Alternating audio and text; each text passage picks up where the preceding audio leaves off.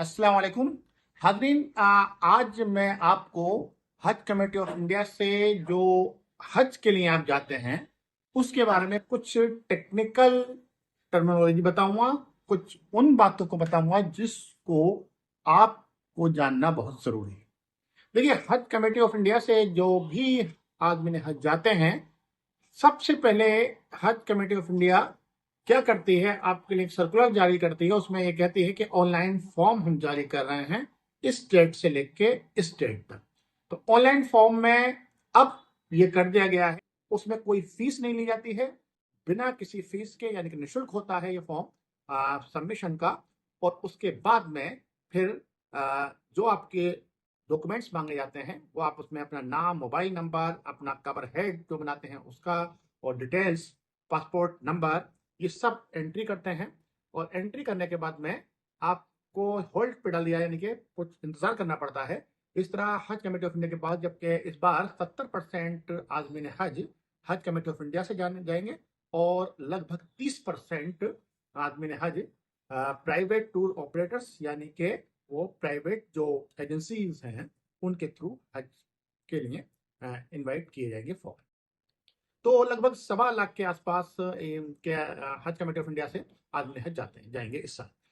अब उनका जो पूरा सिस्टम है, पूरा प्रोसेस है, जब ये फॉर्म कंप्लीट हो जाएंगे, लास्ट डेट 23 सितंबर है।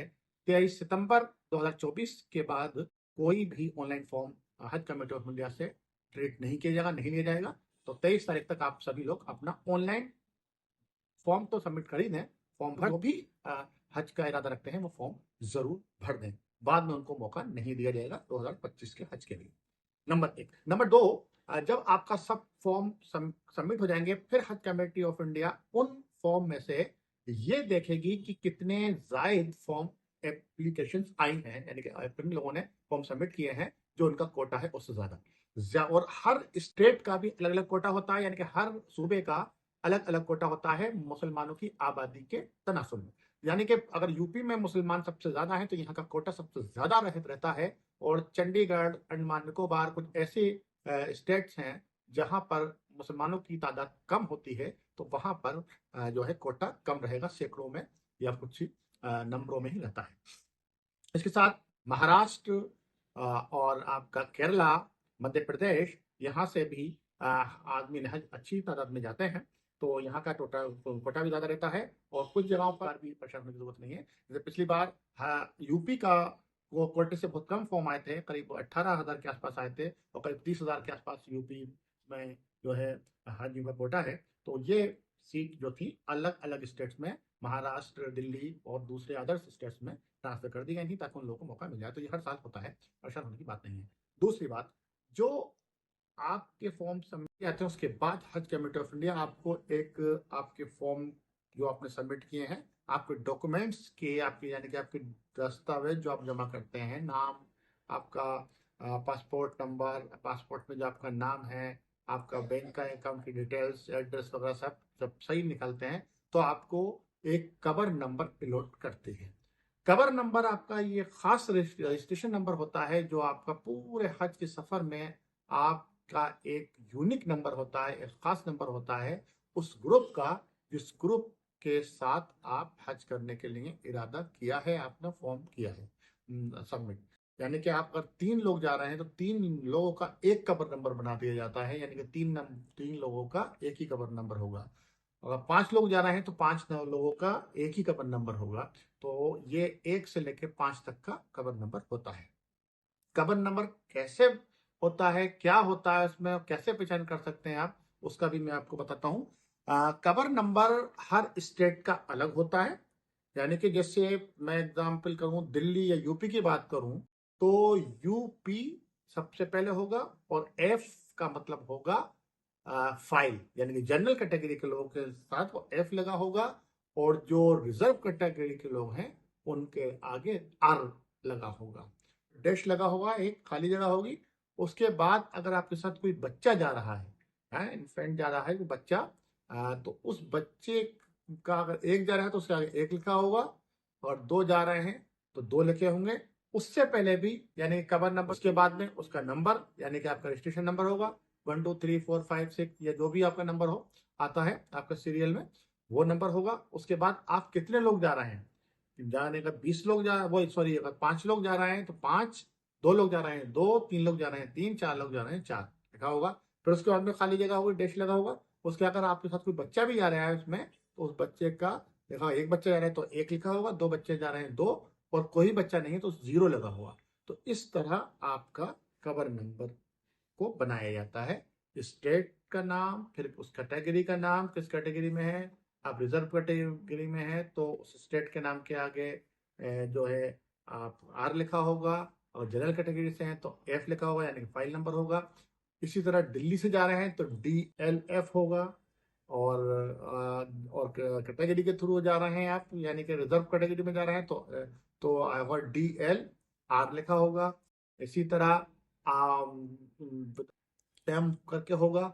तो इस तरह का, और जितने लोग जाना है उसके बाद में फिर उनकी तादाद होगी, 1 2 3 4 जो भी जा रहे हैं आपके उस ग्रुप में, उनका नंबर होगा। तो इस तरह ये पूरा कवर नंबर का डिजाइन किया जाता है। और ये कवर नंबर जब आपको मिल जाता है तो आपका जितना भी आपका करस्पोंडेंस होता है, जितना भी आपका पत्र व्यवहार होता है, आप या आपको आपका वीजा आता है, आपका कार्ड आता है, आपको वो ब्रेसलेट देते हैं, आई कार्ड देते हैं, सब में आपका कवर नंबर लिखा होता है। सऊदी अरब में जब आप जाते हैं हज के दरमियान, तो जो हमारे इंडियन ऑफिस होते हैं वहाँ आपके कवर नंबर के बुनियाद पर ही आपका सब काम होता है। तो कवर नंबर आपको याद कर लेना चाहिए जो आपको अलॉट हो रहे हैं या होंगे, और उसकी उसी से आपकी पहचान होगी। एक बात। दूसरी बात ये कि आपको लगातार अपने मैसेज, जो नंबर आपने मोबाइल का दिया है हज कमेटी ऑफ इंडिया को फॉर्म भरते वक्त, उस नंबर पर आपका लगातार मैसेज आते रहेंगे, इसको अपडेट देते रहेगी हज कमेटी ऑफ इंडिया कि अब आपका कवर नंबर कब दिया गया है, आपको जो है आपके कब लिस्ट आउट हो रही है, आपको सिलेक्टेड लिस्ट में है या नहीं है। हर जानकारी आपको SMS से ही मिलेगी। और आप जब अपना स्टेटस चेक करेंगे हज कमेटी ऑफ इंडिया की साइट पर, वेबसाइट पर जाकर, और अपना कवर नंबर डालेंगे, तो उसके जरिए भी आपको जानकारी मिलती रहेगी कब क्या हो रहा है। इसके साथ साथ हम लोग भी आपको लगातार जानकारी देते रहेंगे कि क्या चल रहा है, कौन कौन सा सर्कुलर आया आया है। अभी रिसेंटली सर्कुलर नंबर 5 आया था, जिसमें उन लोगों के लिए बात कही गई है जिन लोगों के अभी पासपोर्ट बन के नहीं आए हैं। तो हज कमेटी ऑफ इंडिया ने सभी जो जितने पासपोर्ट ऑफिस हैं पूरे इंडिया में, उन सभी को मैं जो मिनिस्ट्री है, जो पासपोर्ट का मिनिस्ट्री है यानी कि फॉरेन मिनिस्ट्री है, एक्सटर्नल अफेयर्स जिसे हम कहते हैं, विदेश मंत्रालय, उसको उसका लेटर का हवाला देकर बताया है कि हर पासपोर्ट ऑफिस को जो है विदेश मंत्रालय से एक लेटर पहुंच गया है कि जो भी हज के लिए आजमीन हज ने अप्लाई किया है पासपोर्ट के लिए, उनका पासपोर्ट जल्दी बनाया जाए, यानी कि उनको जो है बहुत ही स्पेशल कैटेगरी के तहत उनको भीड़ भाड़ से अलग करके उनके पासपोर्ट में पासपोर्ट ऑफिस वाले उनका पासपोर्ट जल्दी बना के दें ताकि वो अप्लाई कर सकें।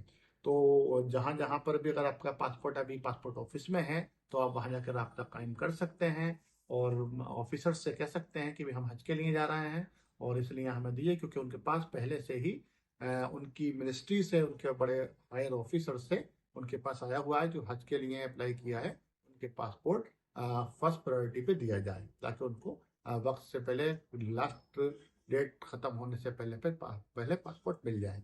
तो ये भी आपको जानकारी होनी चाहिए। और फिर जो भी आदमी हज जाते हैं उनके लिए हर जहाँ जिस जिले में होते हैं उस जिले में माइनॉरिटी ऑफिस और CMO ऑफिस यानी कि जो हेल्थ ऑफिस है, वहां पर भी बता दिया जाता है कि उनका कोई भी काम जो हज से मुताल्लिक है वो फर्स्ट प्रायोरिटी पे हो, उनको किसी तरह की कोई दिक्कत नहीं आनी चाहिए।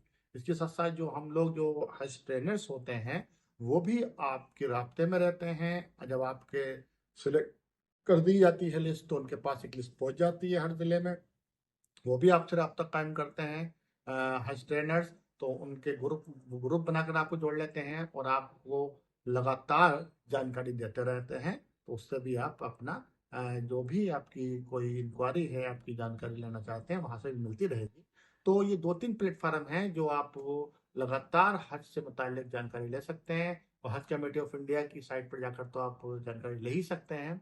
और अखबारात में भी जो है हज कमेटी ऑफ इंडिया और स्टेट हज कमेटीज भी लगातार कोई ऐसी खबर आती है तो वो भी अखबारों में निकालती रहती है।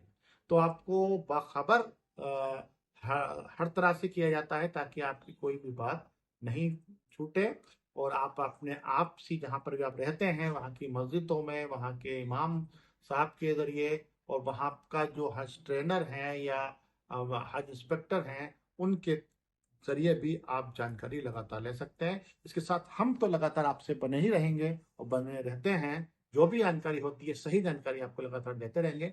हमारे चैनल से जुड़े रहिए।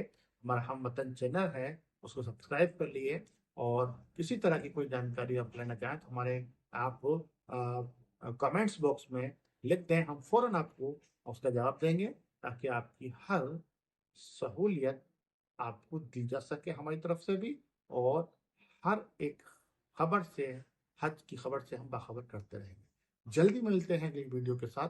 तब तक कि आपसे इल्तिजा है कि आप हमारे चैनल को सब्सक्राइब कीजिए, और जो हज से जाने का ख्वाहिश रखते हैं या आपके साथ जा रहे हैं उनको भी हमारी वीडियो आप फॉरवर्ड कर दें ताकि वो भी सब्सक्राइब कर लें। और लगातार वो इसलिए कर लें ताकि आपको लगातार हमारी वीडियो मिलती रहे, आपको एक ही जानकारी, सही जानकारी मिलती रहे। अगली वीडियो में जल्दी मिलते हैं, तब तक के लिए अल्लाह हाफिज।